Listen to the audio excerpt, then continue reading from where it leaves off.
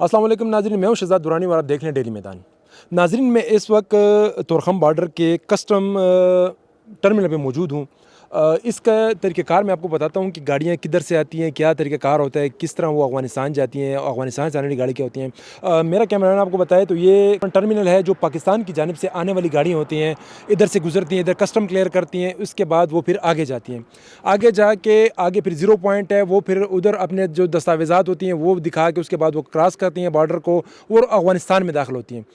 उधर से अफ़गानिस्तान से आने वाली गाड़ियाँ इस रास्ते से आती हैं। इस टर्मिनल पे वो टैक्स कस्टम क्लियर करने के बाद आगे जाती हैं, उसके बाद फिर वो पाकिस्तान में दाखिल हो चुकी होती हैं। चूँकि इधर कस्टम अदा करने के बाद आगे जाते हैं, उसके बाद उन गाड़ियों में जो अजनास होती हैं, जो मटेरियल होता है, वो जो मुतल्लिका शहरों को जाना होता है, वहाँ से वहाँ ट्रांसपोर्टर लेके जाते हैं। अब चूँकि नाज़रीन गुज़िश्ता 21 दिनों से ये बॉर्डर बंद है और यहाँ पे गाड़ियों की आमद-ओ-रफ़्त रुकी हुई है बॉर्डर बंदिश की वजह से। ये वो रोड हैं जहाँ पे दिन भर गाड़ियों की आमद-ओ-रफ़्त लगी रहती है, कुछ उधर से आती हैं, कुछ पाकिस्तान से अफ़गानिस्तान जाती हैं। इस वक्त इसकी ये सूरत हाल है, आप देख सकते हैं कि ये बिल्कुल सुनसान पड़ी हुई हैं।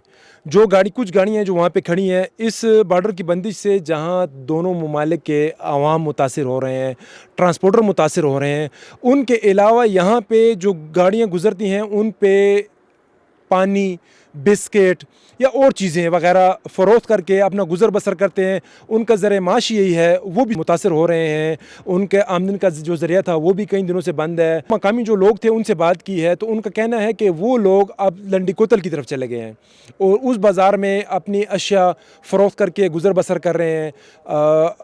इनका हुकूमत से ये कहना है कि अगर ये बॉर्डर खुल जाए तो इससे ना सिर्फ़ ज़र मुबादला में इज़ाफ़ा होता है, पाकिस्तान की मईशत भी मज़बूत होती है। पाकिस्तान की जो ज़रूरियात हैं, मसलन जो चीज़ें अफ़गानिस्तान से आती हैं, वो पाकिस्तान में उनकी किल्लत भी पैदा होने का ख़दशा हो गया है, वो भी ख़त्म हो जाएगी। इस तरह जो चीज़ें अफ़गानिस्तान जाती हैं, उनके लिए भी मसाइल हैं। अफ़गानिस्तान को सिर्फ़ पाकिस्तान से अशिया नहीं जाती हैं, अफ़गानिस्तान को इंडिया के रास्ते से भी मुख्तलिफ़ अशिया आती हैं, मुख्तलिफ़ बॉर्डर से जाती हैं। लेकिन उसका मसला ये होता है कि जब वो चीज़ें वहाँ पहुँचती हैं तो उनकी ट्रांसपोर्ट पे इतना ख़र्चा आ जाता है, उसकी मुंतकिली पे। अशिया खुर्दनी की चीज़ वो ₹100 किलो मिल रही होती है, उसकी कीमत ₹200 चली जाती है। तो इससे भी वो मुतासिर होते हैं।